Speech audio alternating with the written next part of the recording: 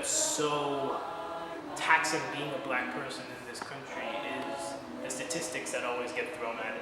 Like, 1 in 3 black men will go to jail. You look at mortality rates, you look at life expectancies, and there's so much focus on death. There's so much focus on death. Let it resound loud as the rolling sea.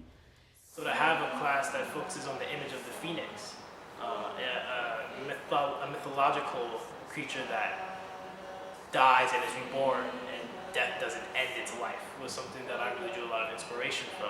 The phoenix became a symbol, at least early on for me, of the kind of the other side of death, both in terms of an intellectual discourse about blackness, but also in terms of a way of privileging, of focusing on the everyday practices that black people and their allies were engaging in to resist racism in its multiple forms.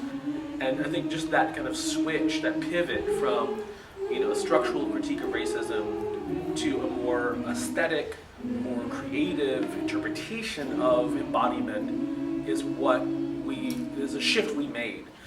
And so one of the major end goals of the class was to create a project where we focused on life and focused on depicting black bodies and black people in joyous spaces.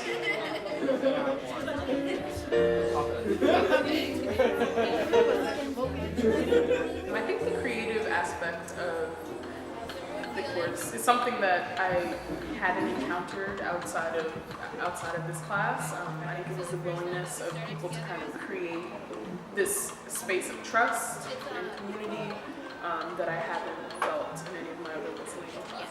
Something that I really feel that this class did well was nurture the talents and the interests and the curiosities of the people in this space.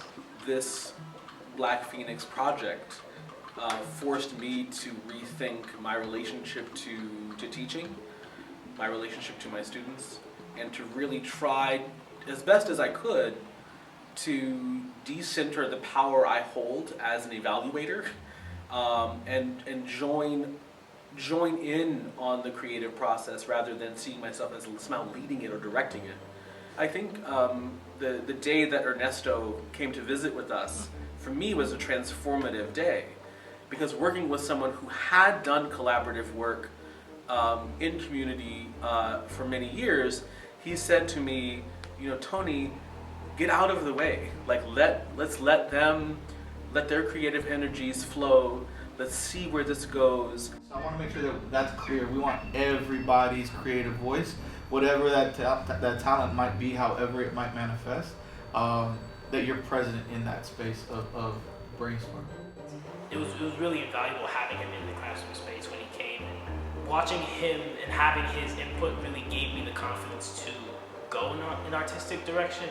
Most classes, you have a final project, you submit it, kind of tired, and then just go off to break, and that's the end of the class.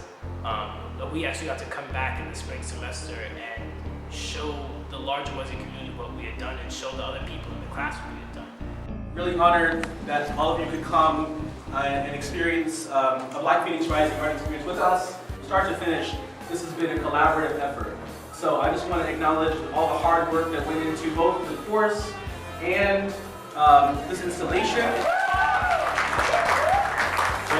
Once everything was in one space, you could really see how each project connected with each other. And so they weren't just individual projects for everyone's individual grade. Ultimately, it became about how do our creative expressions work together to tell a larger story, a larger narrative about life and resistance and joy.